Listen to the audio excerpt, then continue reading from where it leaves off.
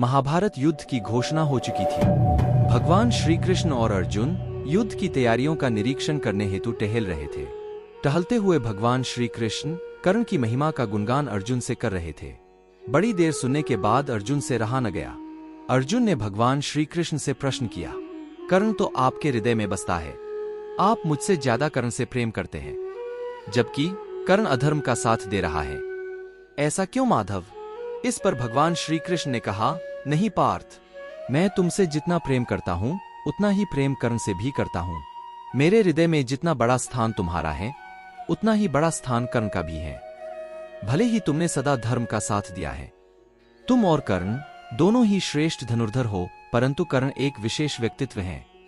कर्ण से सीखने योग्य कुछ गुण जो महाभारत युद्ध में तुम्हारे काम आएंगे। इस पर अर्जुन ने भगवान श्री कृष्ण से कहा, मुझे तो कर्ण में कोई विशेष गुण दिखाई नहीं देता।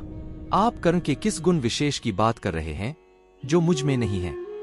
तब भगवान श्री कृष्ण ने कहा, पार्थ, तुम कर्ण से ईर्ष्या करते हो, इसलिए कर्ण में तुम्हें कोई गुण नहीं दिखाई देता। इसके लिए मैं तुम्हारी और कर्ण की परीक्षा लेता हूं। इस परीक्षा में तुम उत्तीर्ण हो गए और कर्ण अनुत्तीर्ण, तो मैं दोबारा कभी भी तुम्हारे सामने कर्ण का नाम नहीं लूंगा। तभी भगवान श्री कृष्ण ने अपनी मायावी शक्ति से सामने के दो पहाड़ों को स्वर्ण में परिवर्तित कर दिया और अर्जुन से कहा, इस स्वर्ण को समान मात्रा में गरीबों को बांट दो। अर्जुन अपने हाथों से सभी गरीबों को स्वर्ण बांटने लगे। सभी स्वर्ण ले रहे लोग अर्जुन की जय जयकार करने लगे। कुछ देर स्वर्ण बांटने के बाद अर्जुन थक गए। अभी तक एक स्वर्ण का आधा पहाड़ भी समाप्त नहीं हुआ था। तभी भगवान श्री कृष्ण ने कहा, बस करो पार्थ, तुम स्वर्ण बांटते बांटते थक गए हो, अब स्वर्ण बांटने की बारी कर्ण की है। भगवान श्री कृष्ण ने कर्ण को बुलाया।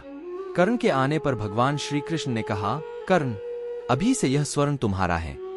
मैं चाहता हूं इस स्वर्ण को समान मात्रा में गरीबों को बांटा जाए। कर्ण ने एक नजर स्वर्ण पर फेरी। वहां स्थित सभी गरीबों से कर्ण ने कहा, इस स्वर्ण को आप सभी समान मात्रा में स्वयं ही बांट लो, किसी को कम या ज्यादा नहीं मिलना चाहिए। इतना कहकर और भगवान श्री कृष्ण को प्रणाम कर कर्ण वहां से चले गए। यह सब देखकर अर्जुन अवाक रह गए। इस पर भगवान श्री कृष्ण ने कहा, देखा पार्थ, कर्ण ने बिना छुए स्वर्ण को समान मात्रा में गरीबों को बांट भी दिया, वो भी कुछ ही क्षणों में। जब भी किसी वस्तु का दान करना हो तो उस वस्तु के प्रति मोह नहीं होना चाहिए। तुम जो भी कार्य करते हो उसे फल की आशा रखे बिना करना चाहिए। यही गुण कर्ण में है पार्थ, जो उसे विशेष व्यक्ति बनाता है। कर्ण का स्वर्ण के प्रति कोई आकर्षण नहीं था, ना ही अपनी जय जयकार के उद्देश्य से कर्ण ने स्वर्ण बांटा। तुमने अपने हाथों से स्वर्ण का वितरण किया, क्योंकि तुम्हारे भीतर स्वर्ण की लालसा थी पार्थ। अपने अहंकार की पूर्ति हेतु गरीबों को जय जयकार करने से तुमने रोका भी नहीं। तुम में और कर्ण में यही अंतर है। कर्ण एक विशेष व्यक्ति है और तुम एक सामान्य व्यक्ति, इसलिए मैं कर्ण को महान कहता हूँ। भगवान श्री कृष्ण की बातों को अर्जुन ने मान लिया और कहा, कर्ण के इस गुण को मैं सदा स्मरण रखूंगा और अंगीकार भी करूंगा। इस तरह कर्ण की महानता को अर्जुन ने भी स्वीकार कर लिया। इस पर भगवान श्री कृष्ण ने अर्जुन से कहा, तुम में भी एक विशेष गुण है पार्थ, तुम धर्म के विरुद्ध कोई कार्य नहीं करते। अपने लिए और संसार के लिए जो हित में है उसका तुम अंगीकार कर लेते हो, फिर भले ही वह गुण शत्रु से ही क्यों न प्राप्त हो। इसलिए तुम बुद्धिमान हो पार्थ। अर्जुन की इसी बुद्धिमता की बात एक बार भगवान श्री कृष्ण ने ब्रह्मदेव से भी की थी। महाभारत युद्ध की समाप्ति होने पर भी अपनी निजी शत्रुता के लिए अश्वत्थामा ने पांडवों पर ब्रह्मशीर अस्त्र का प्रयोग किया था।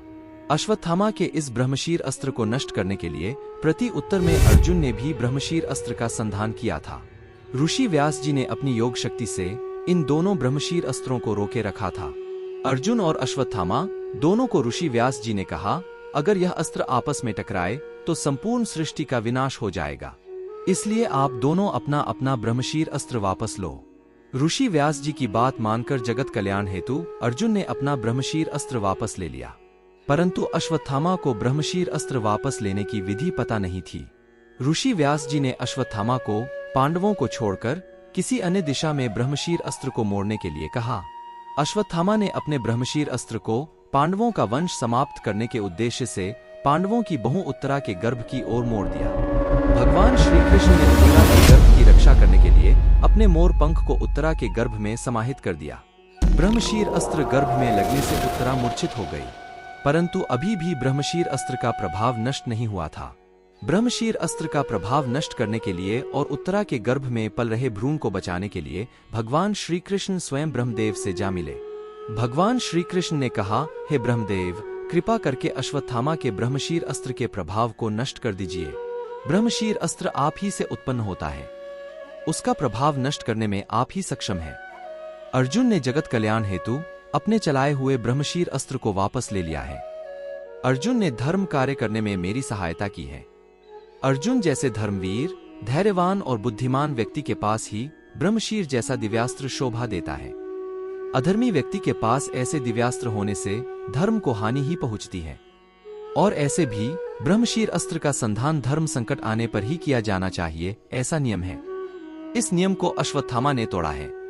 उसने अपने निजी स्वार्थ के लिए ब्रह्मशीर अस्त्र का दुरुपयोग एक धर्मपरायण स्त्री के गर्भ पर किया है।